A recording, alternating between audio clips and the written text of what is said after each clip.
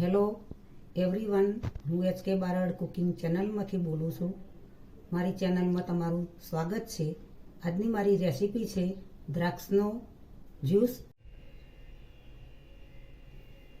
જુઓ મિત્રો, લીલી દ્રાક્ષ હું 250 ગ્રામ લીધેલી છે, ધોઈને તૈયાર કરેલી છે, અને 150 ગ્રામ જેવી સાકર છે. કઢાઈ મૂકીશું, તેમાં થોડું સિંધવ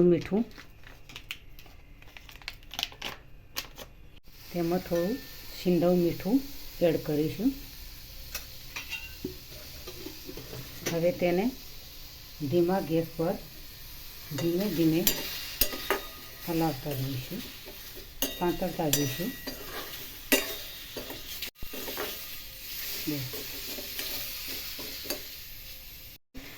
ધીમે ધીમે દ્રાક્ષનો કલર બદલાવા લાગ્યો છે, દ્રાક્ષ સંકોચાવા લાગે છે.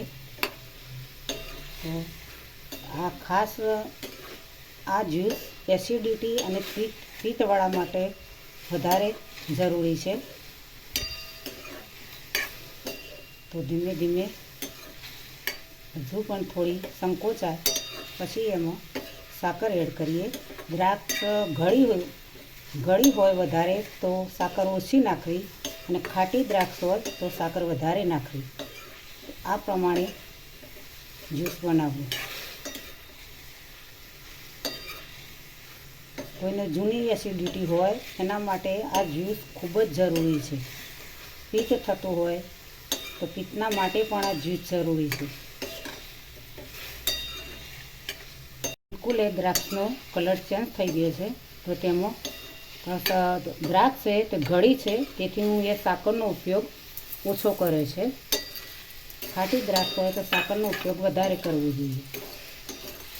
હવે ધીમે ધીમે હલાવતા જઈએ.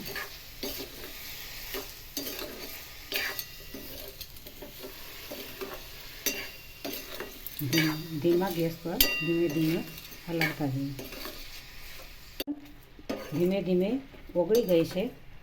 હવે તે આ રીતે જોઈને બરાબર ચીકણું લાગે, સરખું આમ, પછી તેને ગેસ બંધ કરી નીચે ઉતારવું. તેમાં થોડું લીંબુ એડ કરીશું.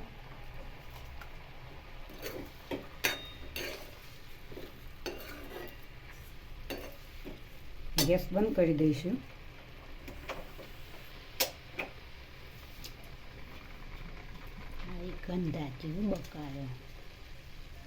હવે તેમાં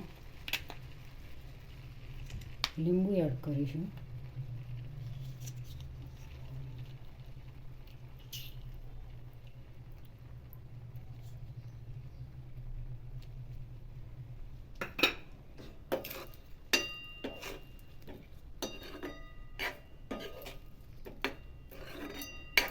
થોડું ઠંડુ થાય એટલે મિક્સર જારમાં ક્રશ કરી દઈશું.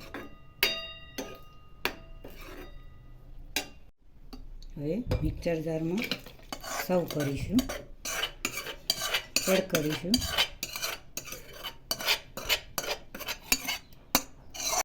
હવે તે ધીમેથી ગાળી લઈએ.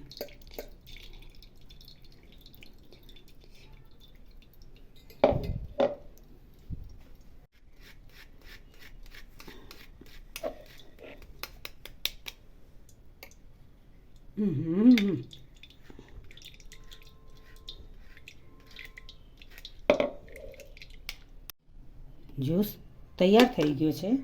હવે આ ગાળીને તૈયાર રાખ્યો એ પાતળો છે, અને આ ઉપરનું જે ક્રશ કરેલું છે તે તમે બીજા પણ ઉપયોગમાં લઈ શકો છો. ચટણીમાં કે શાકમાં ગમે તેમાં ઉપયોગમાં લઈ શકો છો. આ જ્યુસનું પાણી પીવા માટે હોય છે જ્યુસ. હવે તેને વધારે નહીં કાઢવાનું, થોડો જ કાઢવાનો છે. આ ઘટ છે, તેથી તેમાં તમે બરફના ટુકડા નાખો તો પણ,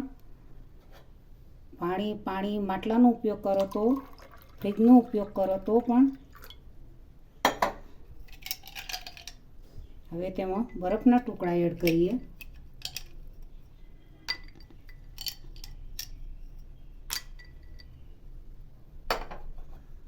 થોડું પાણી એડ કરીએ. તેમાં ફુદીનાના પત્તા થોડા એડ કરીએ. હવે જ્યુસ તૈયાર. જ્યુસ તૈયાર થઈ ગયો છે, દ્રાક્ષનો જ્યુસ. હવે આ જ્યુસ જે બાકીનો વધેલો છે તમે બોટલમાં ભરી શકો છો.